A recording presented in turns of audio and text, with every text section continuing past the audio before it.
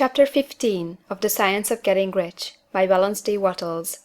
This recording is in the public domain. Recording by Diana Meilinger. Chapter 15 The Advancing Man. What I have said in the last chapter applies as well to the professional man and the wage earner as to the man who is engaged in mercantile business. No matter whether you are a physician, a teacher, or a clergyman, if you can give increase of life to others and make them sensible of the fact, they will be attracted to you, and you will get rich. The physician who holds the vision of himself as a great and successful healer, and who works toward the complete realization of that vision with faith and purpose, as described in the former chapters, will come into such close touch with the source of life that he will be phenomenally successful. Patients will come to him in throngs. No one has a greater opportunity to carry into effect the teaching of this book than the practitioner of medicine. It does not matter to which of the various schools he may belong, for the principle of healing is common to all of them, and may be reached by all alike. The advancing man in medicine, who holds to a clear mental image of himself as successful, and who obeys the laws of faith, purpose, and gratitude, will cure every curable case he undertakes, no matter what remedies he may use. In the field of religion, the world cries out for the clergyman who can teach his hearers the true science of abundant life. He who masters the details of the science of getting rich, together with allied sciences of being well, of being great, and of winning love, and who teaches these details from the pulpit, will never lack for a congregation. This is the gospel that the world needs. It will give increase of life, and men will hear it gladly, and will give liberal support to the man who brings it to them. What is now needed is the demonstration of science of life from the pulpit. We want preachers who can not only tell us how, but who in their own persons will show us how. We need the preacher who will himself be rich, healthy, great, and beloved, to teach us how to attain these things, and when he comes he will find a numerous and loyal following. The same is true for the teacher who can inspire the children with the faith and purpose of the advancing life. He will never be out of a job, and any teacher who has this faith and purpose can give it to his pupils. He cannot help giving it to them if it is a part of his own life and practice. What is true of the teacher, preacher, and physician is true of the lawyer, dentist, real estate man, insurance agent, of everybody.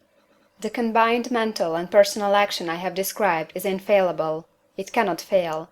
Every man and woman who follows these instructions steadily, perseveringly, and to the letter will get rich. The law of the increase of life is as mathematically certain in its operation as the law of gravitation. Getting rich is an exact science.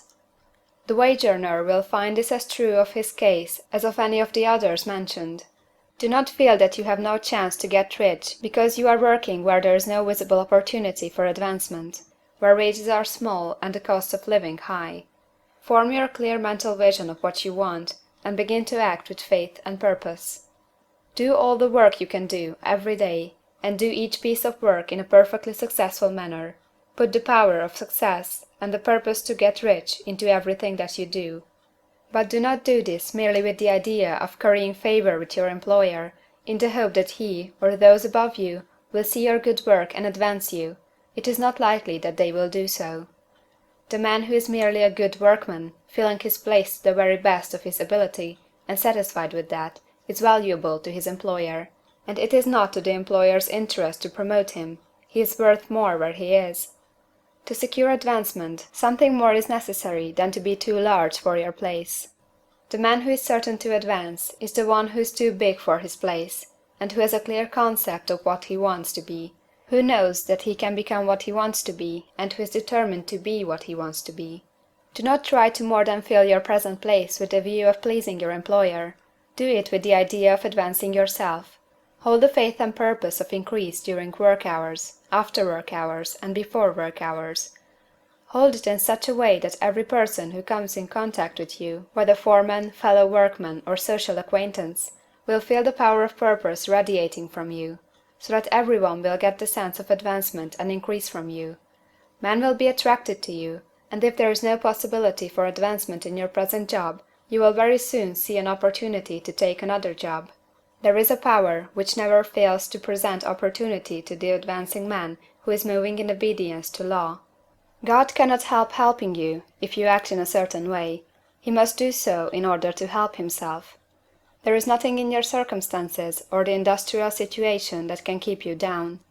If you cannot get rich working for the Steel Trust, you can get rich on a 10-acre farm, and if you begin to move in a certain way, you will certainly escape from the clutches of the Steel Trust and get on to the farm or wherever else you wish to be. If a few thousands of its employees would enter upon the certain way, the Steel Trust would soon be in a bad plight. It would have to give its working men more opportunity or to go out of business. Nobody has to work for a trust. The trusts can keep men in so-called hopeless conditions only so long as there are men who are too ignorant to know of the science of getting rich, or too intellectually slothful to practice it. Begin this way of thinking and acting, and your faith and purpose will make you quick to see any opportunity to better your condition. Such opportunities will speedily come, for the Supreme, working in all, and working for you, will bring them before you. Do not wait for an opportunity to be all that you want to be. When an opportunity to be more than you are now is presented, and you feel impelled toward it, take it. It will be the first step toward a greater opportunity. There is no such thing possible in this universe as the lack of opportunities for the man who is living the advancing life. It is inherent in the constitution of the cosmos that all things shall be for him and work together for his good, and he must certainly get rich if he acts and thinks in the certain way. So let wage-earning men and women study this book with great care, and enter with confidence upon the course of action it prescribes. It will not fail. End of chapter 15.